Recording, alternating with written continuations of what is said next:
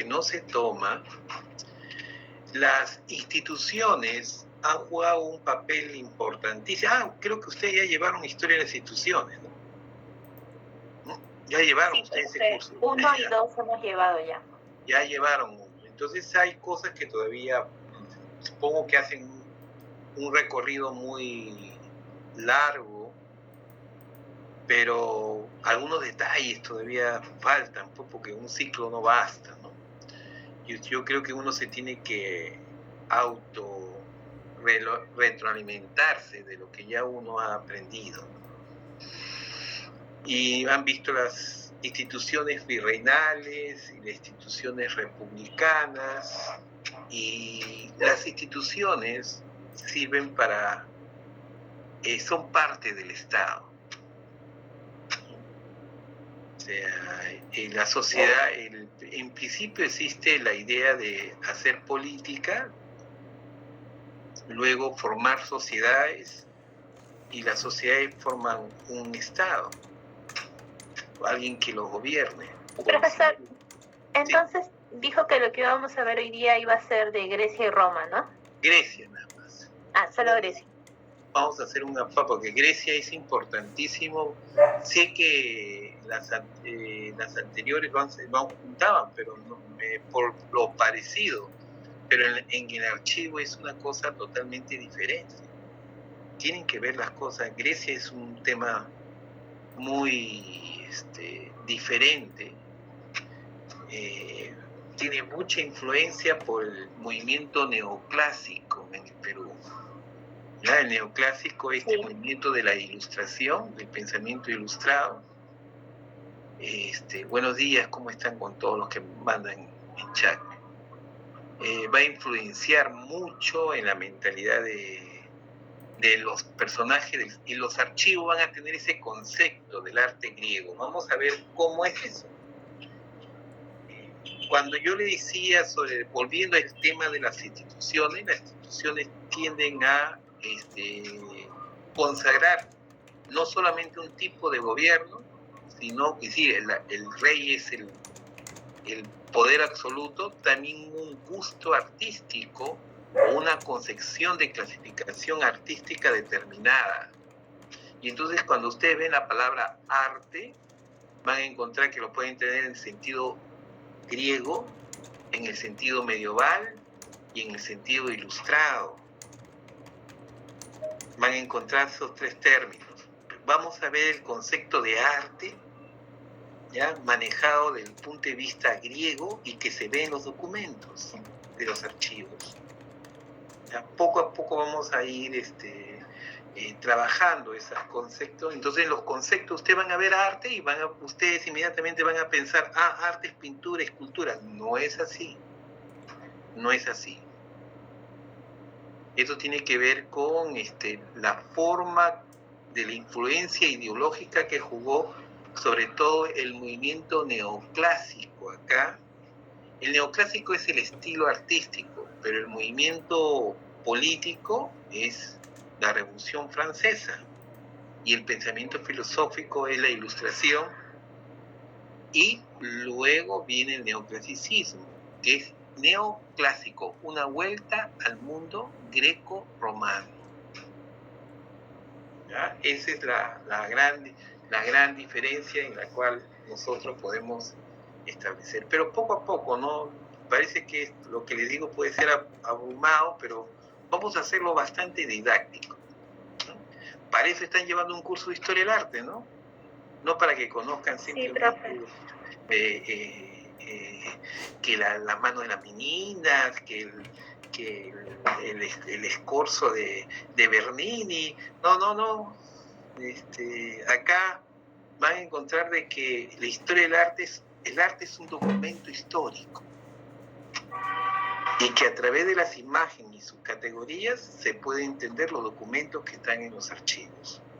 Esa es mi propuesta. Creo que es la propuesta de un profesor que ya es un poquito con poca experiencia, que ha trabajado los archivos, y entonces hace un curso, a pesar que mi especialidad es de Historia del Arte. Casi siempre enseñan Historia del Arte, pero cómo los muerde a usted la historia del arte, o sea, cómo los atañe la historia del arte. Ese es lo que quiero justificar este curso. ¿Y ustedes lo sienten así justificado o no? ¿Cómo lo sienten ustedes? Ya de por sí es interesante manejar los criterios de los conceptos de arte, ¿no?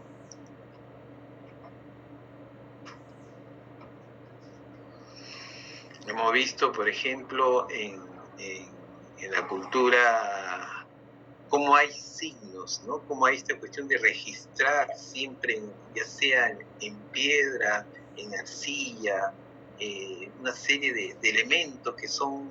El archivo no es más que el texto que quiere comunicar. Hemos visto, por ejemplo, en la época paleolítica, una disciplina que estudia los signos. ¿Cuál es esa disciplina que estudia los signos? Así, los signos así primitivos, las mismas mínimas formas, los mínimos signos, pero que trata de comunicar algo.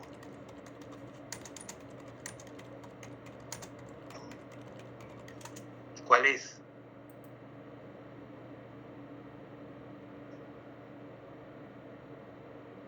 A ver, jóvenes, ¿se acuerdan? ¿La epigrafía, profe? ¿La qué? ¿Epigrafía? Epigrafía. ¿Cómo te llamas tú, señorita? Profesor Melissa Ángeles. Melissa, voy a sacar un cuadernito por acá.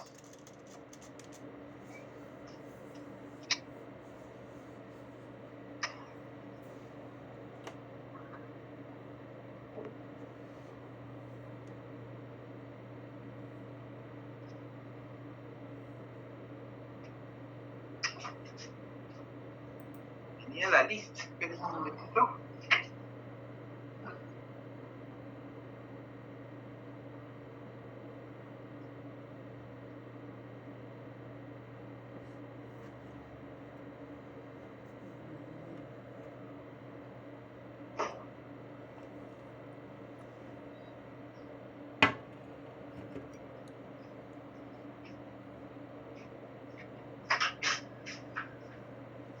Estamos en la tercera semana, ¿no?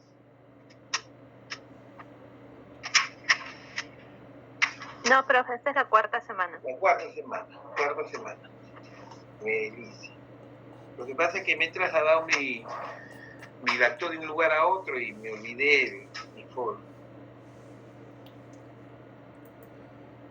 ¿Tu apellido? ¿La última señorita? Ángeles, profesor. ¿Ángel es tu apellido? Sí, Ángeles es mi apellido. Ángel. Muy bien.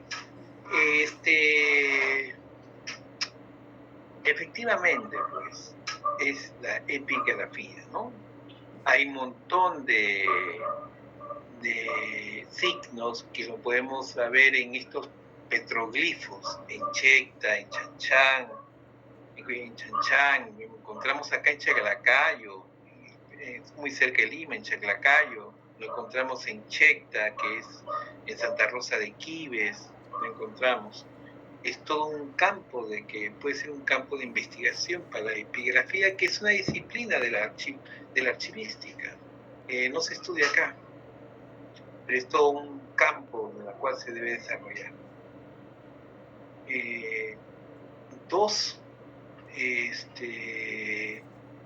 Encontramos también en una cuestión de los archivos a través del mundo egipcio, ¿no? El mundo egipcio trató de registrar qué cosa, sobre todo en el libro de los muertos, registrar lo bueno y lo malo y las bondades que había hecho el faraón o cualquier personaje. La balanza era una especie así de registrar las bondades y las virtudes, y siempre va a aparecer en todos los ritos funerarios de los faraones el archivero, ¿no? Ese archivero que era un dios, que ese dios, ¿cómo se llamaba? ¿Recuerdan? Si tendría que escoger ese dios egipcio, que está con un papiro y una pluma escribiendo en el libro de los muertos, que lo vimos. ¿Cómo se llamó ese Dios? No se deben olvidar. Profesor, buenas noches. Ana Paredes. Sí, ¿Se llamó Tot? ¿Era el que tenía cabeza de águila? No precisamente. Recuerda que la barcaza, quien llevaba la muerte era Anubis, que era forma de chacal. De la mano se llevaba Osiris, ¿ya? Y había un personaje ahí que apuntaba todo lo que había registrado, todo el antecedente de la vida, e incluso está escrito en las paredes. Profesor, ¿es el dios Ra? Ra es el dios máximo. Máximo. Ra es el espíritu Ra. Atón y su espíritu es Ra. ¿Es el dios Ibis, profesor? Ibis. ¿Cómo te llamas tú? Juan Manuel Obando. Obando, ¿no? Obando. Sí. Muy bien, Obando. Ibis, pues, ¿ya? Ibis efectivamente fue el que registraba, ¿no? No se olviden eso. Es el registrador, si quieren encontrar en el mundo egipcio, ¿ya? Luego vamos a hacer una síntesis siempre de lo que estamos remontando, ¿no? Y luego entramos a Mesopotamia, ¿no? Con las tablillas, ¿cómo se llama? Y eso creo que ya se sabe en todo el mundo, ¿ah? ¿Las tablillas qué? Cuneiforme, muy bien. Y había una escultura que hicieron especialmente, porque a cualquiera la escritura es cuneiforme. Hay que volviendo un poco egipcio que había pasado, había un personaje importante también, no solamente en el mito, en la historia mitológica, que era Ibis, sino también un personaje declarado escribano y archivero. El escribano lo hemos visto en la diapositiva, véanlo, el escribano. Luego entramos a Mesopotamia y también hay un afán por primera vez alfabética, con la escritura muy bien, como dice Obando, que es la escritura cuneiforme. Esa escritura cuneiforme hay un documento muy importante de derecho, muy importante sobre reglamentar la vida y la costumbre de un pueblo. Es muy conocido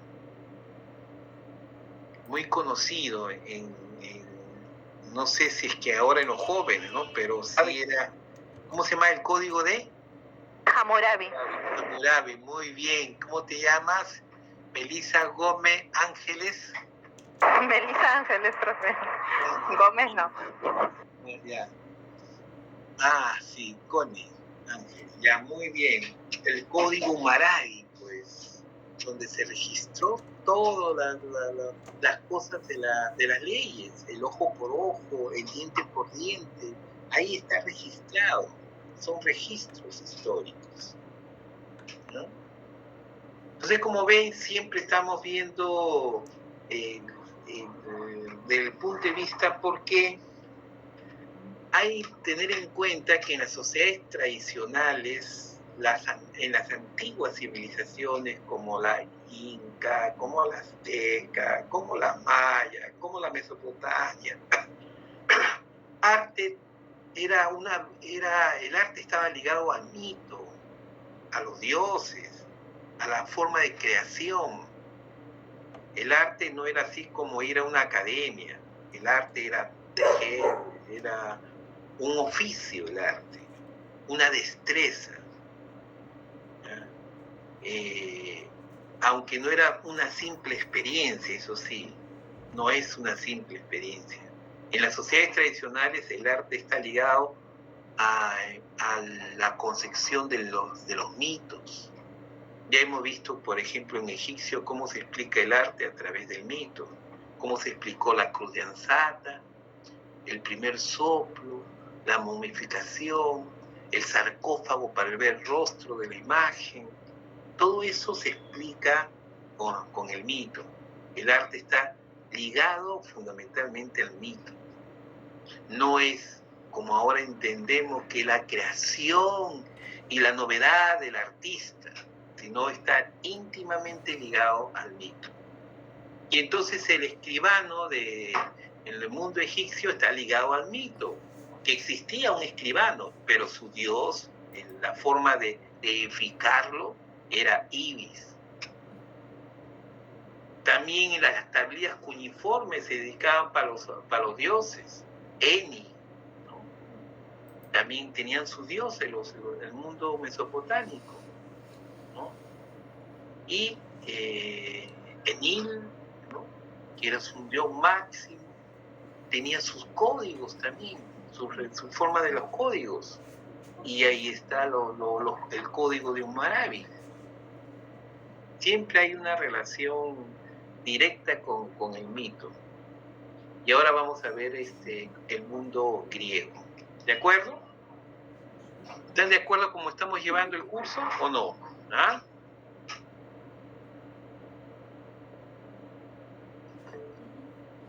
Sí, profe. Vamos a ver, ¿cuántos ya van? Ya estoy medio ciego. Van 31. ¿Cuántos alumnos son ustedes? Delegada.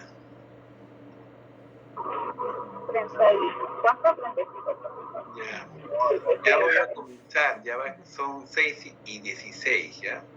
¿Ya? Vamos a comenzar. Y ya me dice delegada o delegado. Creo que tengo delegado o delegado.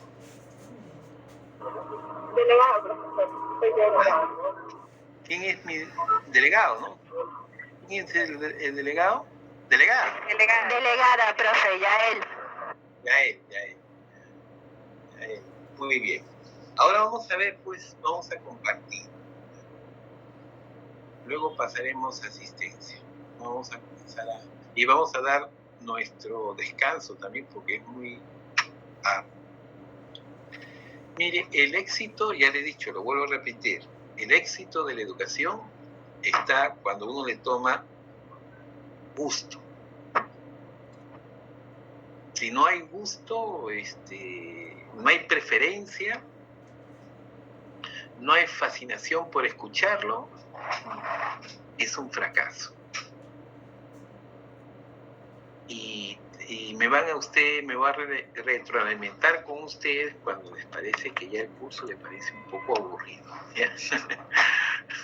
Vamos a ver.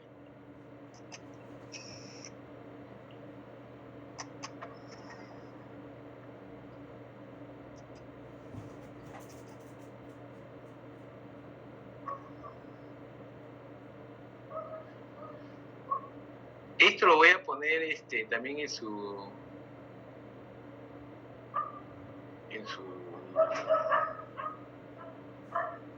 plataforma, lo voy a poner. Vamos a ver Grecia.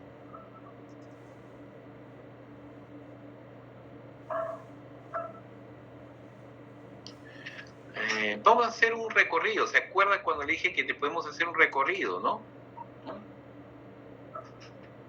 Comparativo. ¿Ya?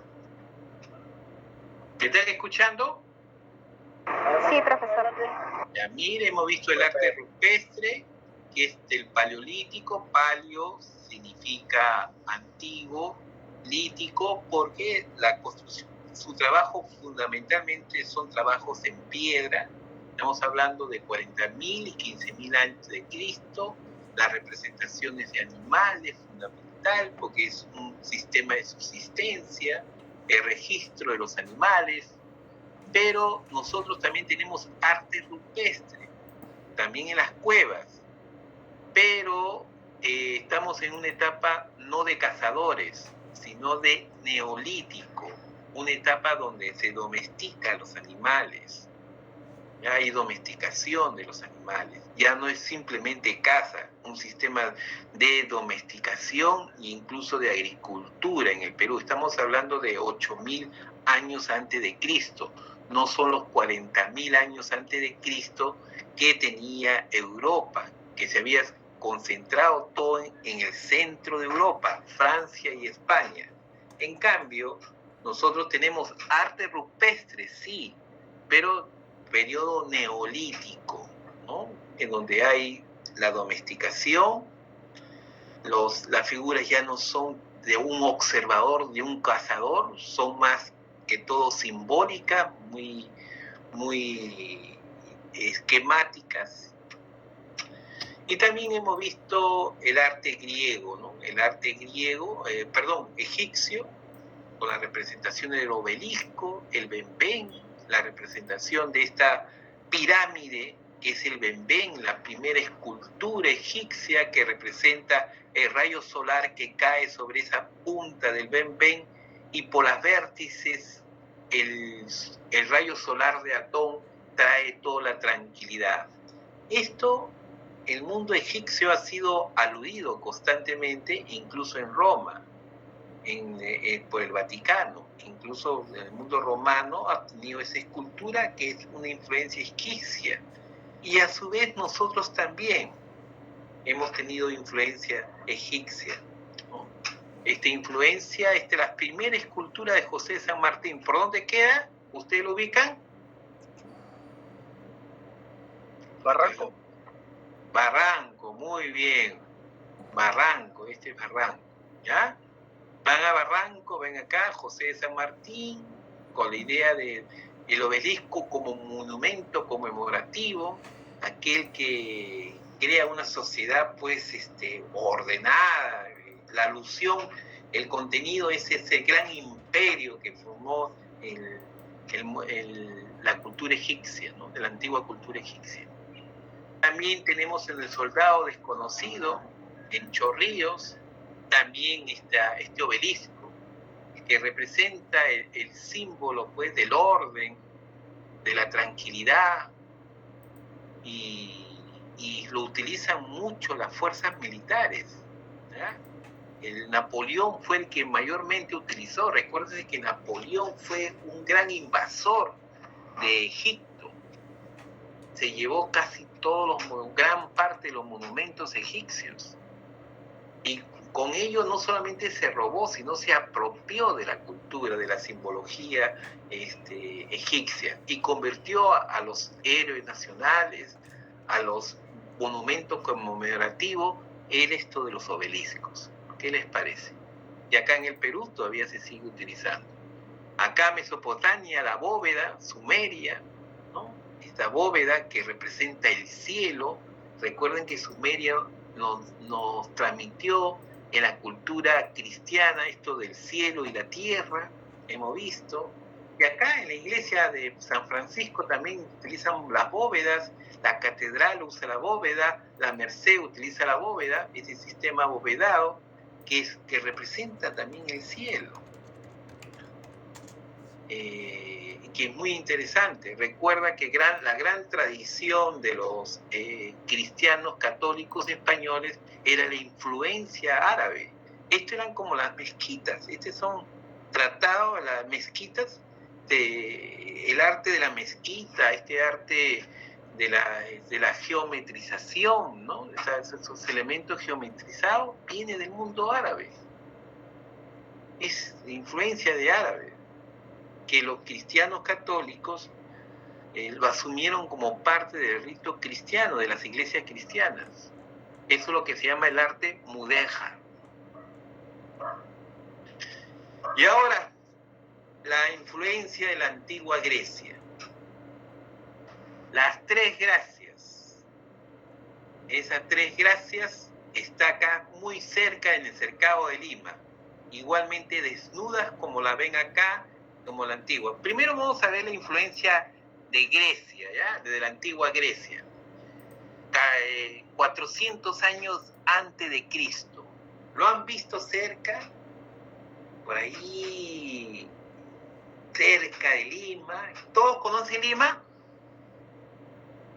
Sí, profesor, usted mencionó la clase pasada de que estaba en la Plaza San Martín. La Plaza San Martín, ¿no? Acá la antigua Grecia, en la Plaza San Martín. Muy bien. También la gloria de la antigua Grecia, esta gloria que lleva la libertad, lleva la victoria, la que está en las proas de toda embarcación, la que acompaña en la guerra al mundo, a los griegos, ¿no? La que está cayendo, esto está representando cómo cae la brisa del mar, ¿no? Cómo le cae y a esta diosa, la gloria está siempre representada en esto. ¿Dónde está representado? A ver. En la Plaza 2 de Mayo. Ya. Ahora el original no la tenemos, la tienen los chilenos, Sí. por si acaso. ¿Ya? ¿Cómo te llamas, joven? Tú te debes llamar Manuel Calderón Ardiles. Calderón. Ya, Calderón, muy bien, ya, Calderón.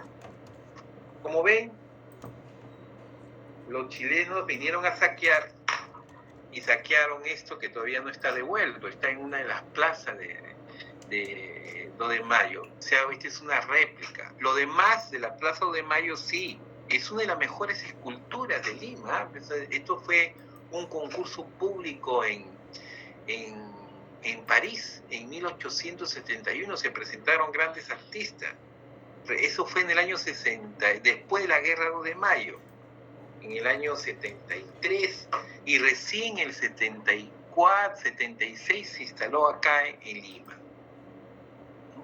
Estamos viendo primeramente que vean que el arte griego es parte de nuestro entorno escultórico, monumental, así como tenemos elementos egipcios, así como tenemos cultura mesopotámica, así como tenemos algo muy parecido al arte paleolítico, tenemos arte rupestre también acá, de diferentes épocas, pero finalmente esta forma de comunicarnos.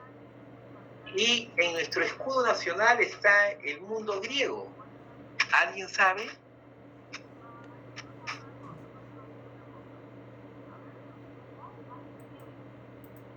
A ver.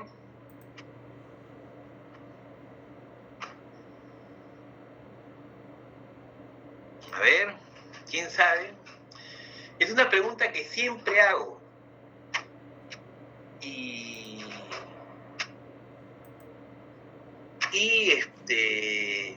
Increíblemente es una alusión netamente griega, de un mito griego, ahí en nuestro escudo nacional,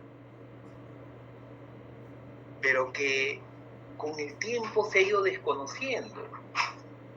Y el archivero es el que tiene que registrar eso, y está registrado en los documentos del sesquicentenario. La cornucopia, profesor. La cornucopia. ¿Por qué, joven? Era un símbolo que significaba abundancia, prosperidad. Sí, nada más por abundancia. ¿Y por qué el cuerno y no el cofre y no un socavón puede representar la abundancia mineral? Bueno, había un mito en el que relacionaban eso, ¿no? A la cornucopia. Hay un mito, sí, y ese mito es griego.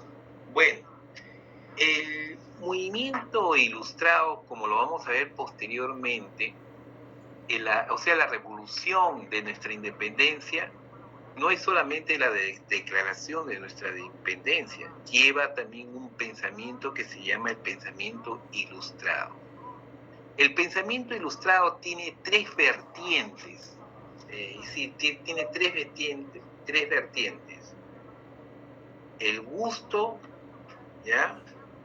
El gusto por la naturaleza, la preferencia de la naturaleza, dominar la naturaleza, las riquezas naturales, que está expresado en este árbol de la quina, ¿no? El árbol de la quina, que es una planta y es un vegetal oriundo del Perú, y está representado por esta vicuña. ¿Por qué la vicuña? El árbol de la quina se representó ¿por qué?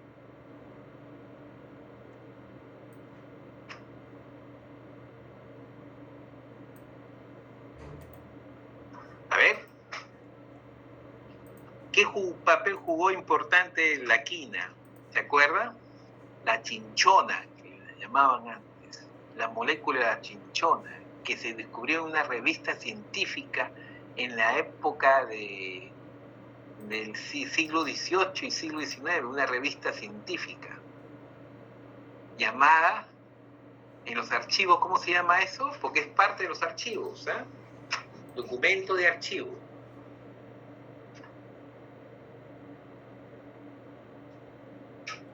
Se llamó El Mercurio Peruano, ¿ya? El Mercurio Peruano. El Mercurio Peruano tenía una idea de resaltar la naturaleza peruana frente a las posiciones de los ilustrados europeos, que decían que nuestra naturaleza era degenerada. En vez de tener grandes leones, tigres, teníamos pumitas. En vez de tener grandes dromedarios, camellos, teníamos vicuña.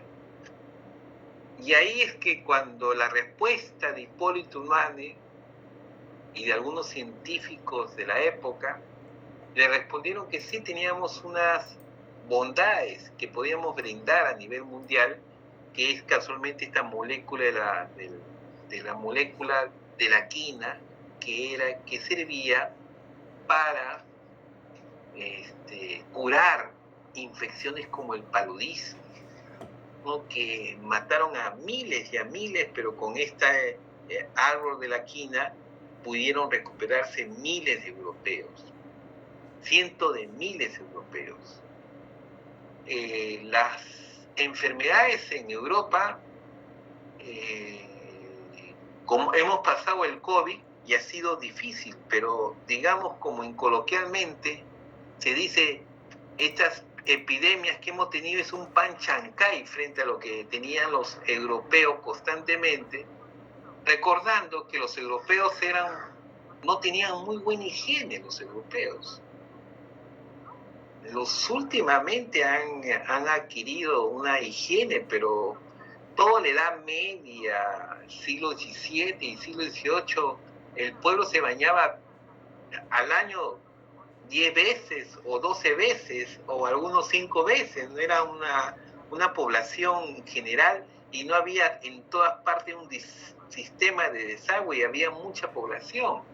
Así que ese mundo no lo reflejan las películas, pero sí era un mundo bastante, digamos, con graves problemas de higiene, y han tenido muchas enfermedades, muchas epidemias, muchos mosquitos, y esta planta ayudó.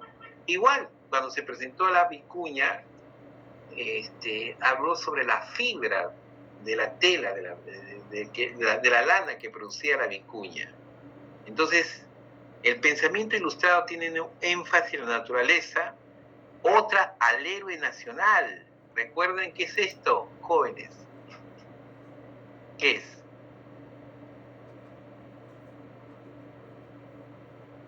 ¿Qué cosa es? A ver. Esto, profesor, viene a ser lo que se colocaban, profesor, los antiguos César. Claro, pero estos son, ¿cómo se llama? Muy bien, estimado.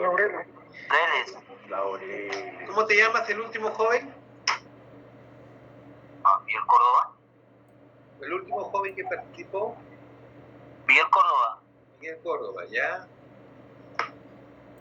Sí, se entregaban a los héroes. ¿Cómo se llaman? Las coronas de hoja de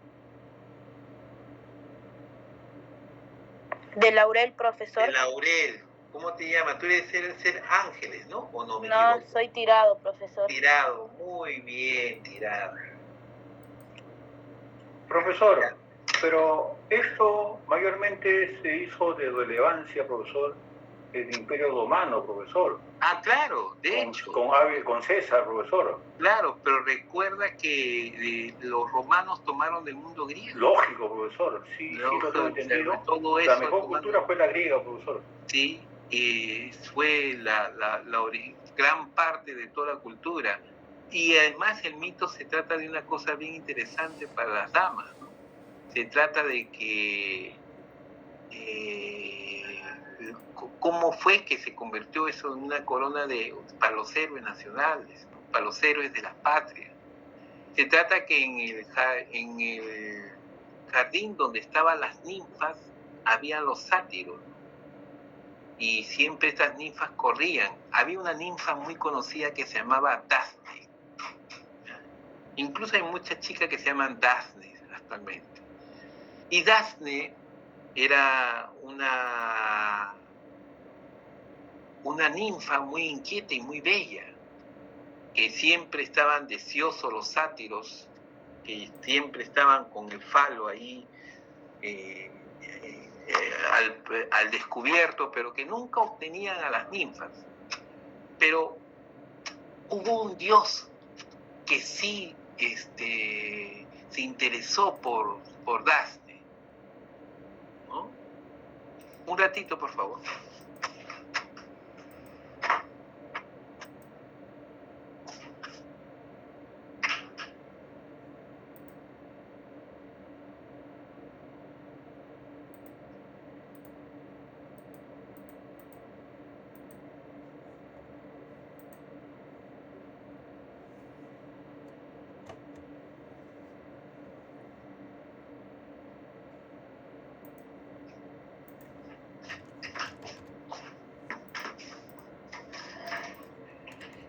Volviendo, ¿ya? Entonces Daphne era una ninfa muy hermosa y la deseó. ¿Quién la deseó? Apolo. Apolo, muy bien, Apolo la deseó. Y Apolo, pero Daphne quería mantenerse impoluta, quería mantenerse según su concesión, su entrega a sus dioses, ella no quería tener otra pareja. Y Apolo, como dios, podía tomar a Daphne. Es más, la comenzó a corretear, a perseguir a Daphne. Daphne recurrió a Zeus para no ser tomada por Apolo. Y corriendo, ¿en qué se convierte Daphne? En el árbol. En hoja de laurel. En laurel. Apolo, en vez de sentir cólera, admiró esa entrega y esa convicción de Daphne. Y de ese momento, la hoja de laurel, a través de una corona, se le daban a los héroes de la patria. ¿Ya? Esa es la historia detrás del mundo griego que existe. Pero el cornucopio también es parte del mundo griego, que muy bien ha dicho, que representa la riqueza. ¿Por qué representa la riqueza?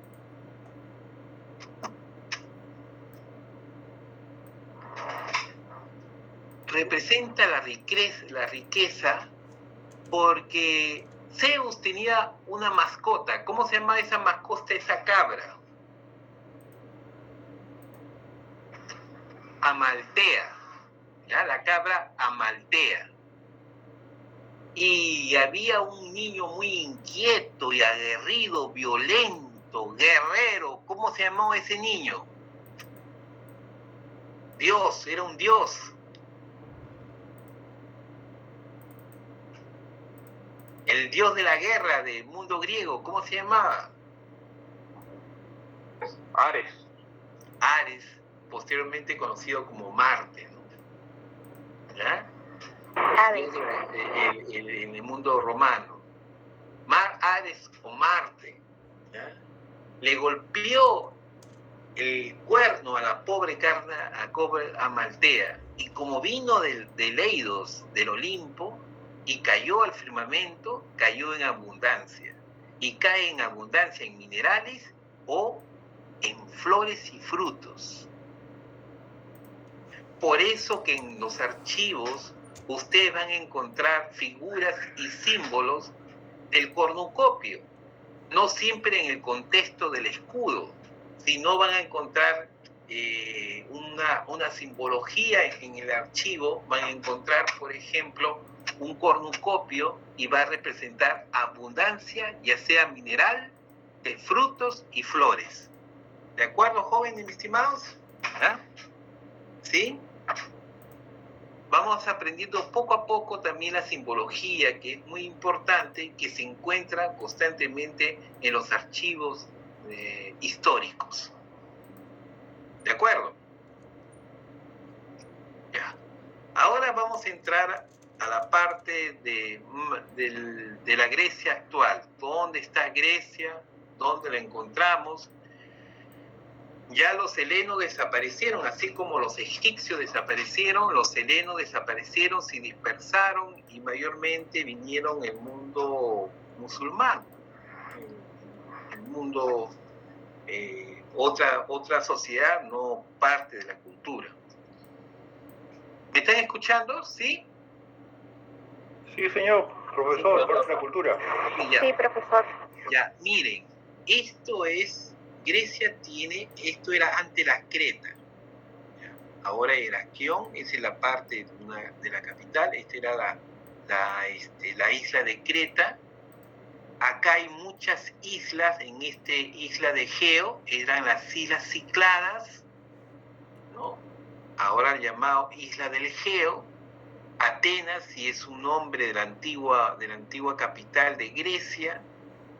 Patras también, ¿no?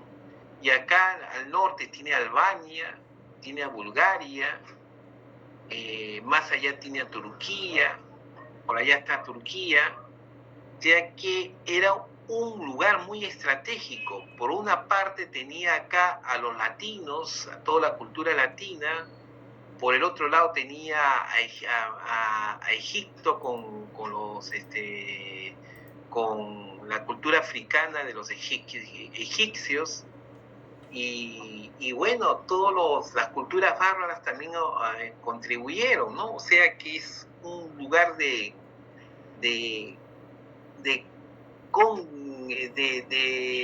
encuentro de varias culturas.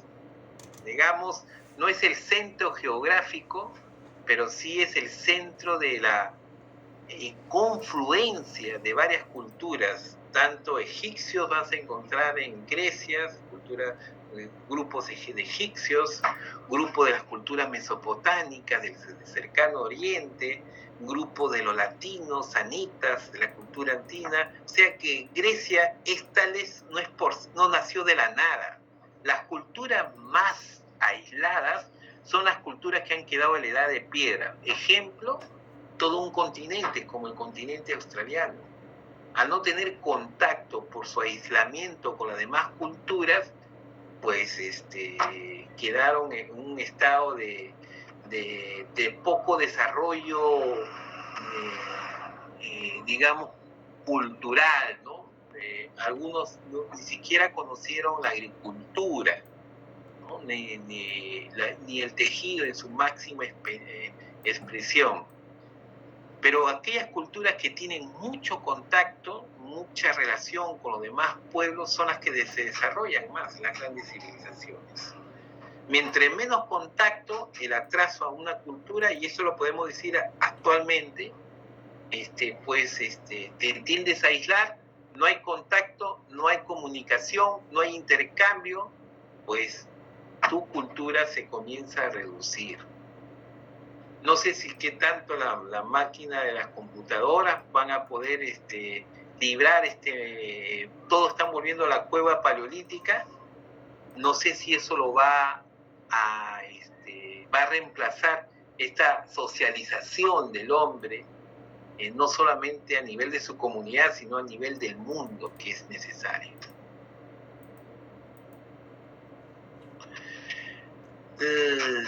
Conocen la Biblioteca de Alejandría, ¿no?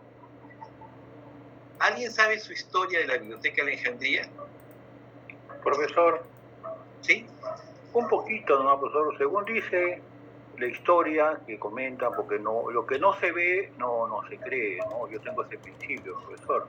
Ahí estaba pues la información de todo el bagaje documental de esos años, ¿ya? Y era el mejor de Medio Oriente.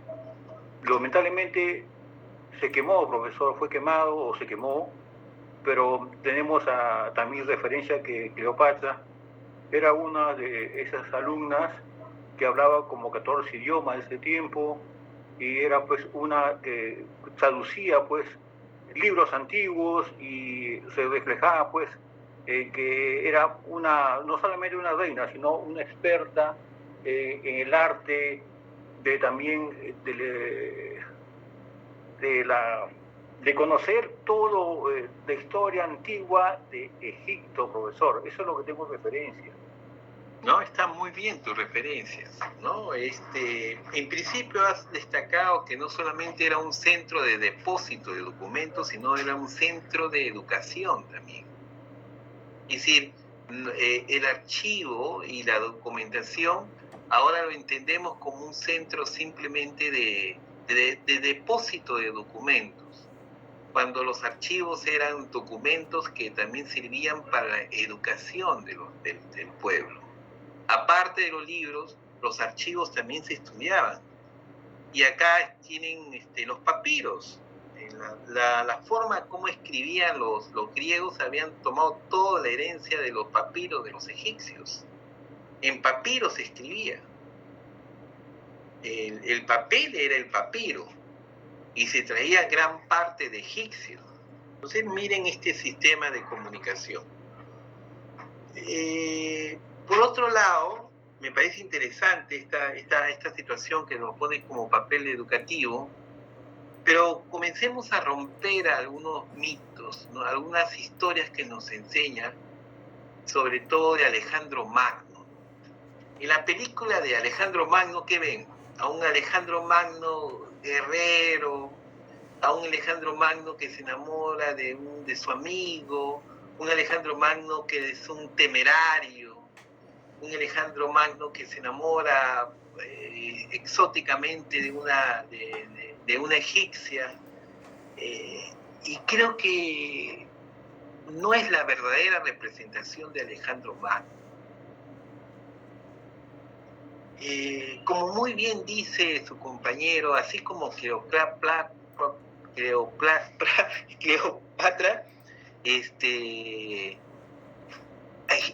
Alejandro Magno fue educado por un gran filósofo, que ese filósofo, ¿cómo se llamó? ¿Te acuerdas? Aristóteles.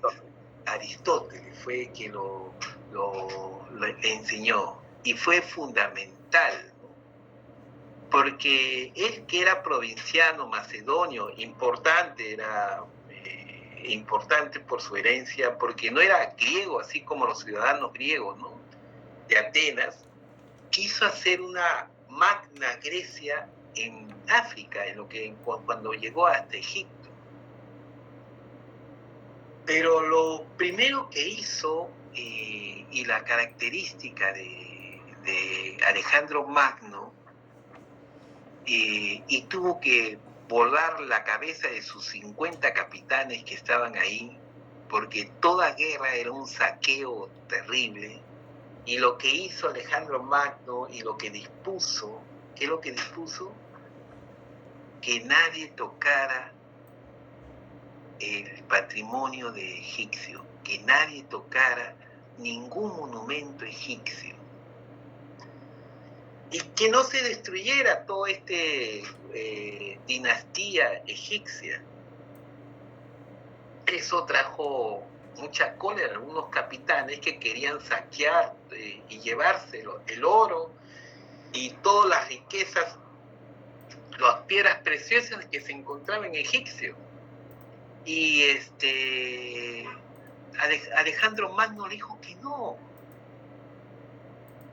Para él, la cultura egipcia no significaba arrasar con otra cultura, sino mezclarse y hacer sentir la cultura grecia en ese pueblo. Entre sus disposiciones fue que todo griego tenía que mezclarse con la raza egipcia, tener hijos con mujeres egipcias. Y él lo llevó a la práctica. Tuvo su mujer egipcia, porque él creía, aunque no crea, él creía era el hombre más así de incluir las culturas, de mezclarse esa cultura. Pero ¿por qué actuó así? No por nada, por una enseñanza fundamental de Aristóteles. Y esa enseñanza fundamental de Aristóteles era la siguiente, ¿ya? Y no va a responder algunas preguntas filosóficas. ¿Por qué ustedes están, por qué están en archivística? Con esta historia ustedes van a aprender por qué están con los archivos, por qué cuidan los archivos. A ver, alguien me responde, ¿por qué le gusta trabajar en los archivos? En el ciclo pasado me dijeron, me gusta trabajar porque tengo trabajo, profesor. Eso se... Pero vamos a darle un sentido mucho más, ¿qué te digo?, ontológico a su actividad, ¿no? ¿Por qué trabajar en los archivos? ¿Por qué es importante trabajar en los archivos? Para Alejandro Magno dio una respuesta a eso, que tenía la enseñanza de Aristóteles. A ver, jóvenes, ¿por qué ustedes trabajan en el archivo? A ver.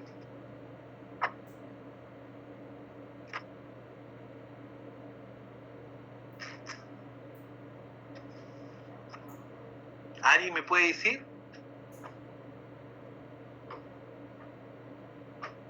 ¿Me escuchan? Delegada, ¿me escucha? Sí, le escuchamos, profesor. Sí, profesor. A ver, pero no tengan miedo, joven. Profesor, entonces yo voy a irme, profesor, a la piscina, profesor. ¿Qué? Yo voy a irme a la piscina, profesor. Profesor, yo sí le voy a explicar entonces cómo llegué a los archivos, para ir, ¿no? Y voy a coincidir con su primer comentario. Bueno, trabajé años en el Estado, años en el Estado, del 80 hasta el 2000, exactamente febrero 81 hasta 2000. Salí de ese trabajo, ya pues sabía que yo iba a postular para ser capitán administrador y no pude porque antes de eso salí por una lesión de salud. Y bueno, yo había estudiado en la universidad, pero a mí me decían pues antiguamente, era así también. Oye, tú cuando tienes una profesión a veces ni siquiera te llaman, así me dijeron a mí, ¿no? Tuve que estudiar contabilidad, computación, y me quise especializar en otra especialidad. Sí, te escucho. Se fue, No, sí, te escuchamos. en la especialidad de soldadura universales, argón, plasma, que también pagan bien. Y no se dio eso y salí como en un curso de 3 años, una carrera de 3 años, salí como mecánico de mantenimiento escenario. Voy a contar cómo construir. No había forma. Y así que salí de la policía y me metí a Techín, ¿no? Me especialicé en vuelo de helicópteros. Fui especialista en vuelo de helicópteros. Pero era un trabajo muy, muy físico porque tenía que estar moviendo de un lado por otro lado y mi lesión de la rodilla no me dejaba, no me permitía. Tuve que integrarme a security, lo que con manejando vehículos nos dirigíamos a un lugar a otro para ver cómo van los avances de la tubería, si la tubería estaba bien, no había fuga, todas esas cosas. Entonces también era un poco complicado, ¿no? Así que salí de eso, profesor, y me llamaron para trabajar en un archivo, señor profesor. Como le dije, no se le he dicho a usted, mi compañero sabe, que sabía muy poco de archivos. Sí, en la policía había trabajado un poquito, pero no tanto como para conocer. Pero el reto fue tan grande que me especialicé en la escuela de archivero como curso básico, intermedio avanzado. No lo hice tan bien, pero tenía muchas nociones que se hizo un archivo muy interesante en el Parque de la Leyenda. Y entre sueño y sueño me sacaron, y entre sueños, profesor, ingreso al Ministerio de Educación. También, entre sueños tuve que hacer una guía y un manual de archivístico, con la colaboración de personas que saben mucho de redacción, y capacité, monitoreé, supervisé muchas oficinas a nivel nacional, de todas las UGELs, del Perú. Entonces son 256 UGELs. Profesor, entonces, yo sí le puedo decir, no parafraseando mucho, ahora trabajo en el Ministerio de Interior como analista en archivos, estoy proyectándome a trabajar en otro sitio, también en archivos, sino también he trabajado como gerente municipal, he trabajado como gerente de seguridad ciudadana, he trabajado como gerente, participación de distintas organizaciones sociales, ¿no? Entonces, profesor, donde yo siempre digo, donde paga más, ahí estoy, ¿no? Porque soy administrador de profesión y siempre pienso de que la mejor opción a la edad que tengo 60 años, me queda poco, entonces tengo que aprovechar las mejores oportunidades de trabajo, ¿no? Es por eso, profesor, yo sí coincido con usted la primera vez dijo, estoy por aquí porque es por necesidad laboral, ¿no? Pero sí tengo mi pensión de la policía, ¿no? Con eso vivo más o menos también, ¿no? Pero hay un dicho, que celeste que le cueste. Yo vivo en una zona buena, entonces eso cuesta también, hay que pagar. Y mis hijos estudian, no, vi un hijo, ya mi hija se ha ido a Panamá, un hijo estudia pues una universidad cara también, ¿no? Entonces tengo que pagar. Entonces, si uno quiere algo, tiene que esforzarse más de la cuenta, pese a que las circunstancias no ameritan una situación de confort total, ¿no? Pero sí, profesor, hay que hacer esfuerzo siempre en función del conocimiento. Y los archivos, profesor, traen efectivamente mucha connotación, porque está ahí la historia, en este caso, de una institución. En este caso, yo he conocido documentos antiguos de 1700 y tantos copias, claro está, de cómo era, pues, antiguamente los terrenos de que ahora están construidos, eran 107 hectáreas del Parque de la Leyenda, se redució a 94, se sigue reduciendo. El gobierno del Partido Aprista se redució porque entregaron toda esa parte a todos los correligionarios del APRA, ¿no? Entregaron todo eso. Todo está escrito, felizmente está escrito ahí en el documento de ¿cómo se llama? El Parque de Leyenda, y me explicaban por qué se redució tanto, le digo. ¿Por qué? Porque lo entregaban. Entonces, profesor, la historia, pues, nos da a nosotros, profesor, un significativo recordaris, claro, plasmado en documentos, ¿no? Pero si no lo hay, profesor, estamos hablando, pues, de una situación ya de otro tipo de información, ¿no? Pero es por eso, profesor, que por ahora estoy evocado en la parte archivística y siempre dicen, pues, Beldi, pues, conoce el archivo, pero no estudia archivo, ¿no? Entonces, estoy involucrado, ¿no? A estudiar, ¿no? Para a ver si hago algo, profesor, porque mi intención es hacer programas inteligentes, sistemas inteligentes en función de una realidad de sistematización con valor legal, y aparte de eso, plasmarlo, profesor, a las burocráticas actividades de la gestión pública en lo que es procesos civiles y procesos penales.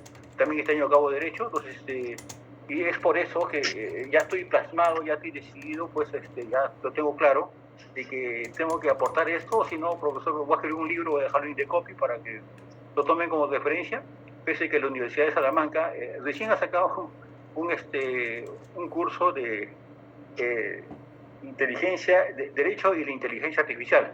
Entonces, está bien, profesor, pero yo creo que nosotros los peruanos también podemos más, no solamente basarnos como referencia, otros modelos de otras personas, de otros eruditos, porque el que quiere hacer algo tiene que primero visionar, ¿no? Los grandes pensadores antiguos y modernos primero han visionado, después lo han plasmado y escritos, y eso se ha quedado como referente histórico, señor profesor. Eso es lo que tiene que aportar. Sí, mi estimado, mira, claro, me parece, me acuerdo de una experiencia que yo tuve también cuando trabajaba en el antiguo INC, antes de ser Ministerio de Cultura. Para reducir bastante me fui a un lugar donde yo tenía que registrar todo el patrimonio arqueológico e histórico de un lugar muy lejano, que era Huaytará. No era muy lejano, perdón, me fui a Huaytará. Y al principio, pues, me invitaron como representante vino el alcalde, vino el juez, vino el director de escuela, estuvimos ahí, me hicieron pasear con mi banderola del INC a través de la plaza, placé, hice la bandera, todo y escuché la actuación de los jóvenes, se sentían con sus poesías un amor hacia la patria, pero cuando me fui y le exigí prácticamente ver el museo del Huaytará, estaba un desastre total.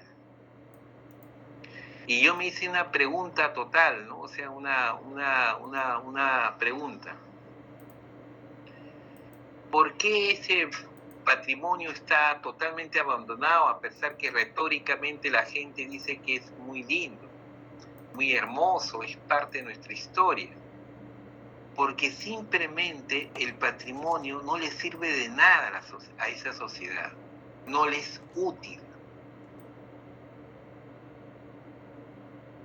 Entonces, lo que tienen que hacer los archiveros, como tú estás haciendo, convertir, ya la misión no es solamente la misión de convertir en algo histórico, en algo memorable, que guardamos la historia, que estamos registrando, custodiando, sino también convertirlo en algo útil para la sociedad.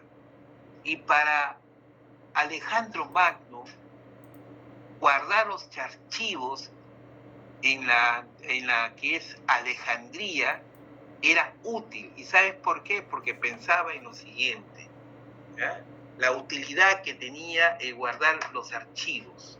Él decía que primero impuso una ley que todo forastero dejara algo valioso de su cultura, ya sea en arte o ya sea en documento.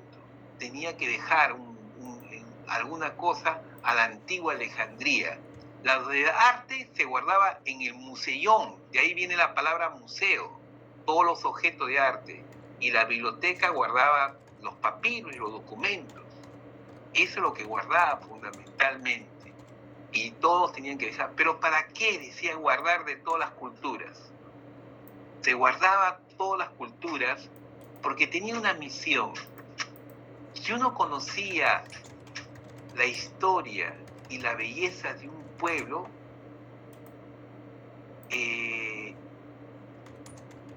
fomenta la tolerancia cultural. Si tú comienzas a mirar la historia a través de su arte y sus documentos históricos, tú comienzas a considerar a las culturas y comienzas a tolerar porque conoces a ese pueblo, su belleza. Y la belleza que tiene ese pueblo no se puede destruir, esa belleza. Hacer tolerante por la belleza de ese pueblo, lo que hacían era que evitar las guerras. O sea, la idea de tener un archivo de todos los pueblos, el arte de todos los pueblos a través del museyón, era fundamentalmente que los pueblos no hicieran guerra. Y para eso, dice, debería existir un profesional, un especialista. Y ese especialista debería encargarse de dar a conocer la historia de los otros, lo que podrían ser los archiveros, los antiguos archiveros, que tenían que conocer la historia de los documentos y en algunos casos la historia del arte a través de los museos. ¿Y para qué? Podemos agregar, si tú a través de los archivos buscas la belleza, encontrar la belleza de esos pueblos, si a través de los archivos buscas la tolerancia para no producir la guerra, ¿y qué sentido tiene finalmente buscar la paz? Y entonces cada archivero que dirigía los documentos y guiaba a la gente a conocer esos documentos era un agente de paz, producía paz. ¿Qué les parece esa idea, jóvenes? Muy interesante, profesor. ¿Ah? ¿Cómo te llama, joven, el último que habló? ¿Cómo se llama usted? Víctor Belti, profesor. Profesor, también conocí a Guaitará, pero Guaitará, profesor, del lado izquierdo ingresando, tiene una bonita de sección, tiene unas piedras y su consejo, profesor, está... Pero recuerda que yo cuando tenía 18 años me fui. no, ese sí. Yo he oído decir en el año 2000. Recuerda que no estoy hablando de que yo ya soy tu mayor. Ya, no, sí, yo le hablo también, yo he conocido a Guaitará del año 80, más o menos, pero pero ha habido muchos cambios, profesor, De hecho, el constantemente. museo, el gran cambio fue cuando fuimos en ese museo. Muy bonito, es muy bonito, profesor. El cambio, y de ahí partió, pero estoy hablando ya de muchos años. Sí, señor profesor, yo sí he tenido el honor de conocer Guaitará, trabajé en Huanca, ¿no? Cerquita Guaitará también, en Sumichaca también trabajé, ¿no? Entonces conozco un poquito esos A lugares. ver, ¿qué otro joven puede decir sobre esa experiencia? ¿No? Eso es, ¿ya? Entonces, el museo, y otra cosa para las damas, finalmente hay una gran mujer que se quedó a cargo de esta gran biblioteca de Alejandría, la descubridora de la rotación de la Tierra que se basó Galileo. ¿Quién fue esa gran mujer? Una de las grandes filósofas del mundo griego, o la única gran filósofa del mundo de la Grecia antigua. ¿Quién fue esa mujer? Hipatia. Hipatia. No sé si tiene acento, ¿no? Hipatia podría ser, pero Hipatia. Muy bien. ¿Cómo se llama usted, señorita? Ángeles, profesor, me dice. ¿Cómo se fuiste de Hipatia tú? Es que sí lo he visto en un libro de historia del arte. Muy bien, señorita. ¿Usted dónde terminó? No, lo que pasa es de que mi papá estudió un par de años en la Escuela de Bellas Artes y yo he leído un poco sus libros. Pero ella es como que la primera científica, ¿no? Sí, la primera científica, una de las más grandes mujeres, que llevaba el ágora. El ágora era en la misma biblioteca de Alejandría, archivo y biblioteca de Alejandría, guardaba, era un centro de educación para diferentes grupos. Estaban los egipcios, estaban los sunitas, estaban los hebreos, habían de todas las religiones, era un espacio muy democrático para estudiar filosofía de todas las culturas. Y Hipatia dirigía ese espacio, dirigía ese espacio. Pero por último vino la arremetida de ¿quiénes aparecieron en la antigua Biblioteca de Alejandría?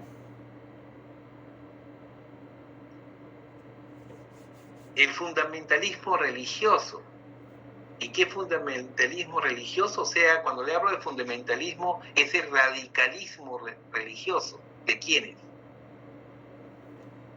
De los cristianos, profesor. Los cristianos, pues, que comenzaron a destruir todo lo que era pagano y comenzaron a destruir y a todos los sacerdotes antiguos griegos y romanos los comenzaron a matar porque se vengaron pues de tanto tiempo de persecución en la época romana. Y uno de ellos trató de quemar, pues quemó de hecho gran parte de Alejandría, pero gran parte de ellos se llevó, Hipatia lo hizo llevar al mundo árabe. El mundo, Europa ha conocido los archivos de los filósofos a través de las traducciones árabes. Son los árabes que le dieron, que tenían toda una gran tradición mesopotámica de juntar y archivar los documentos, que le dieron después al mundo europeo. Pero lo que pasó fue que gran parte se quemó, pero Hipatia se quedó en ese momento y la llevaron a la hoguera, Hipatia. Pero ¿qué pasó? ¿Qué pasó en ese momento? Un hebreo, para que Hipatia no sufriera el tormento de la candela, del fuego, le metió un puñal en el estómago y evitó el sufrimiento de ser quemada. Esa es la historia de Hipatia, ¿no? Una mujer filósofa, una mujer que educó democráticamente a varios sectores culturales, una mujer con convicción de no querer salir del espacio que era la antigua biblioteca, una mujer que fue una mártir de la ciencia y la filosofía, y que pocos conocemos, ¿no? Pero esta señorita, ¿cómo se llamó la señorita? Que dijo Hipatía. Melissa, profesor. ¿Melissa qué? Ángeles. ¿Ah? Ángeles. Ángeles. Sí, muy bien. Entonces, vamos a ver ahora el origen de la palabra arte. Tiene que ver con la palabra griega, tiene que ver con un término griego. La palabra arte proviene del término griego tecné.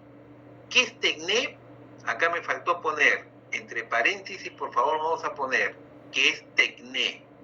Cuando se le entregue es técnica. Tecné es técnica. Para el arte, para el griego, la técnica es todo objeto. La técnica por ejemplo, de hacer cabalgadura, la técnica de escultura, la técnica de pintura, la técnica de la poesía, la técnica de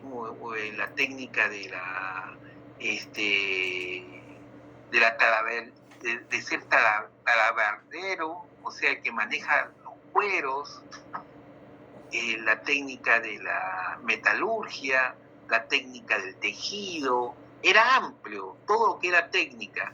Se diferenciaba de lo práctico, se diferenciaba de la empiria, es decir, cosas que instintivamente lo hacíamos. La técnica requería de un conocimiento intelectual, manual, era un pensamiento superior a la cuestión práctica, a la cuestión de la empiria.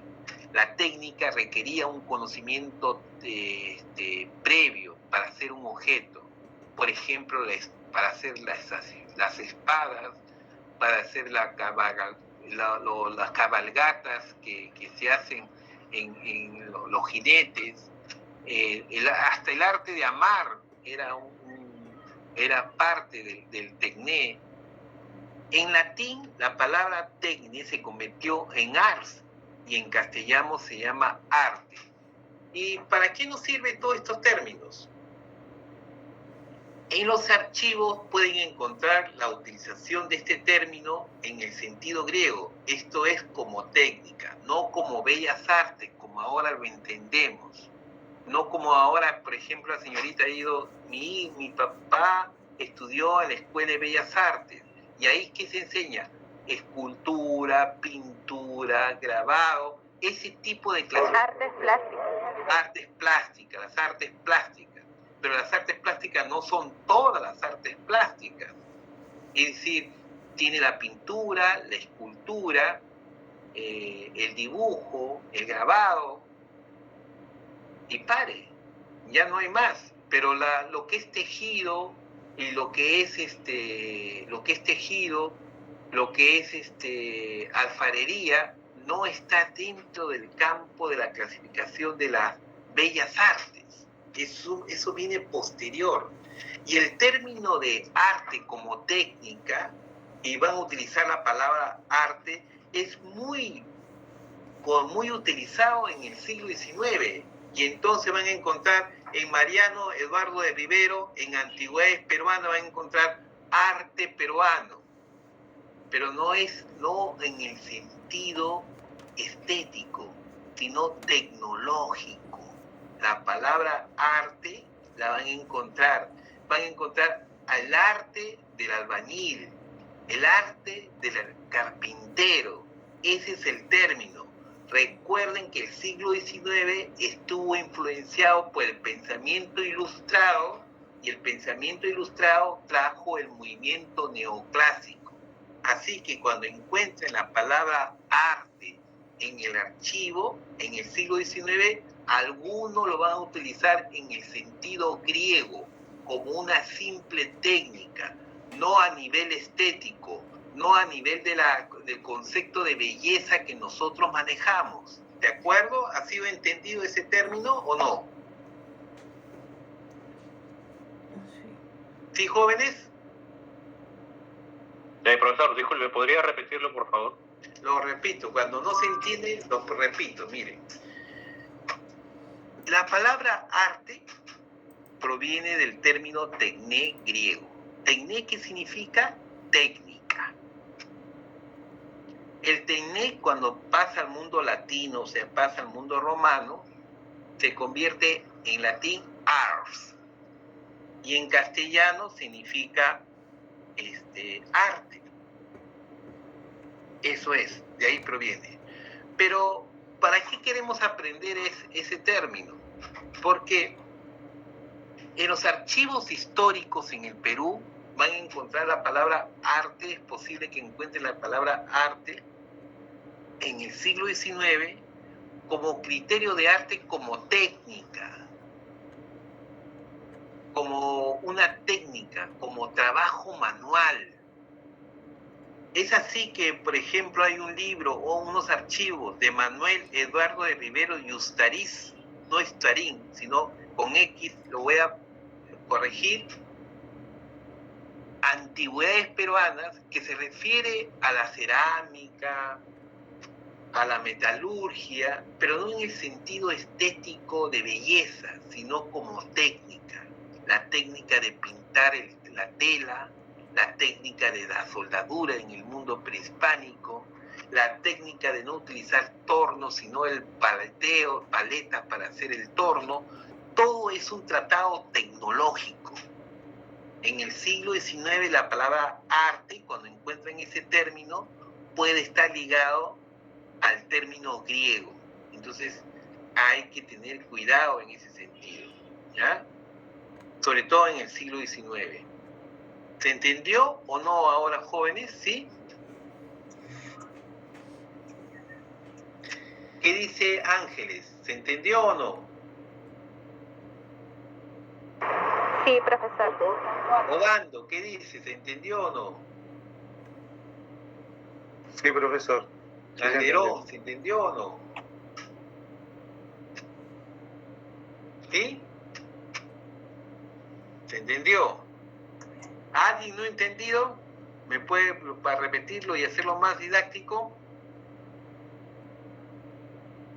Pasamos.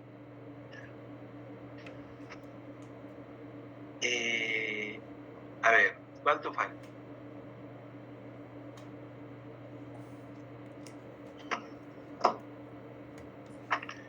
Vamos a tener 2 descansos. ¿Quieren descansar un ratito?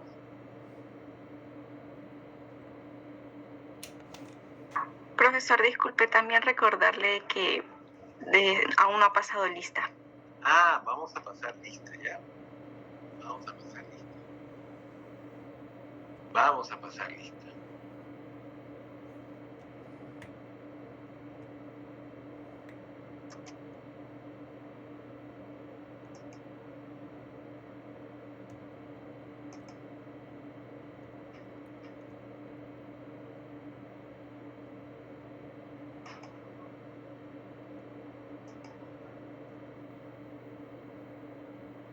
A ver, Aguirre,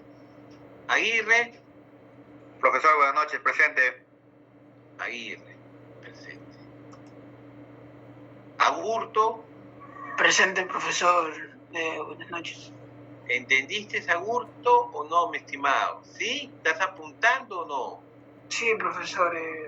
Las experiencias que está compartiendo el compañero me parecen muy interesantes, ¿no? Y todo lo que usted está mencionando también me nutre. Gracias por su tiempo. Alexandra Anchela Olivera. Presente, profesor. Buenas noches. Ya, muy bien, estás atenta, creo. Melissa Coní Ángeles. ¿Qué tal, profesor? Buenas noches, presente. Estuar Alexis Aparicio. Presente, profesor, buenas noches. ¿Estás siguiendo la clase, Aparicio? ¿Sí? ¿Todo entendible? Sí, así es, profesor. Gracias, María. Víctor Alfredo Atúncar. Chumpitaz. Víctor Alfredo Atúncar Chumpitaz. No está. Víctor Atilio Beldi, sí está, ¿no? Profesor, buenas noches. Buenas noches. Un honor, profesor. Ya, igual. Beldi. Carol Mariela Buendía. Presente, profesor, buenas noches. Buenas noches. ¿Estás atenta a las clases, mi estimada? ¿Sí? Sí, profesor. Manuel Hilario Calderón. Presente, profesor, buenas noches. Participado. Jesús Calla Valdivia, perdón. Profesor, buenas noches, presente. ¿Estás atento, Valdivia? Calla. ¿Sí? César Martín Campos. Buenas noches, profesor, presente. Buenas noches. Pedro Alexandre Capristano.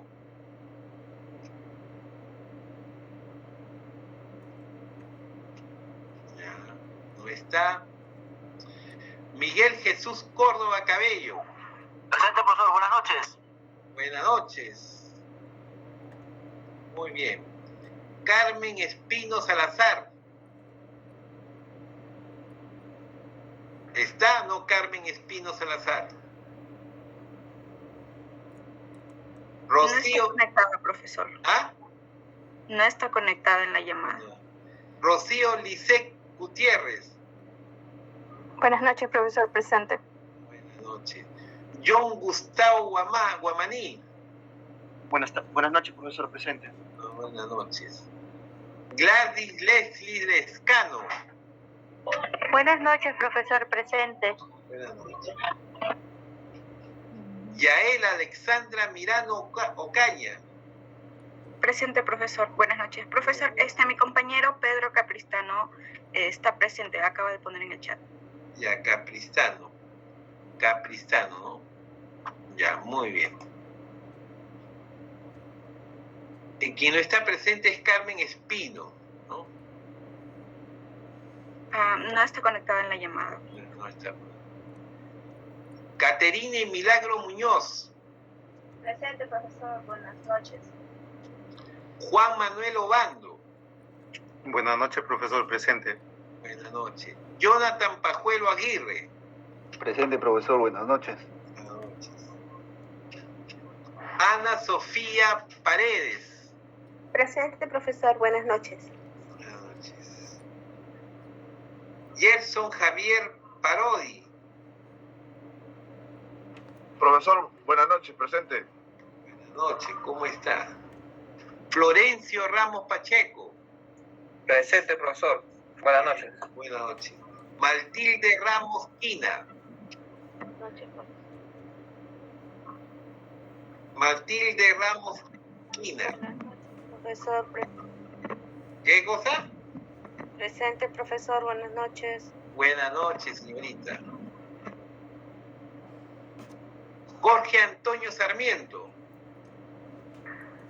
Presente, profesor. Buenas noches. Luis Antonio Simón Collantes. Luis Antonio Simón Collantes. No está. Daniel Está Suárez. en la llamada, profesor, pero no responde. Está en la llamada, sí, pero no responde. Ya. Con Daniel Suárez Garzorla. Buenas noches, profesor. Luis Simón. Ya, muy bien. González Daniel Suárez. Buenas noches, presente. Kiara Leticia Tirado. Kiara Leticia Tirado. Miguel Omar Velázquez. Acaba de poner en el chat, profesor. Ya, muy bien. Giacomo Patricio Vieira.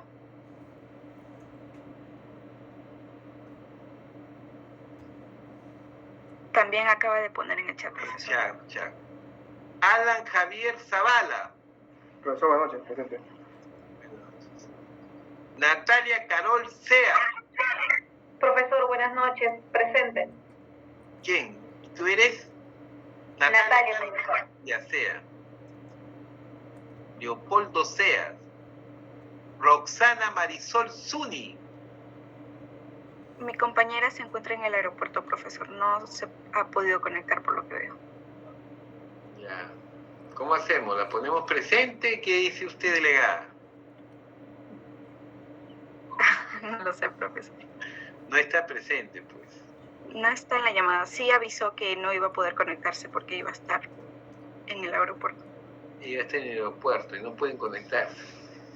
¿Pero qué? ¿Ella se va de viaje o que trabaja en el aeropuerto? No lo sé. Creo que se va de viaje. Solo me comunicó eso. Ya. Ya. Guardar.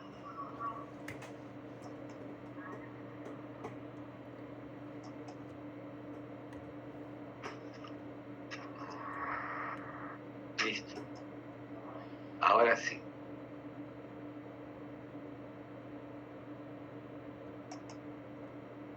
Damos 5 minutos de descanso, así, para no estar muy abrumados.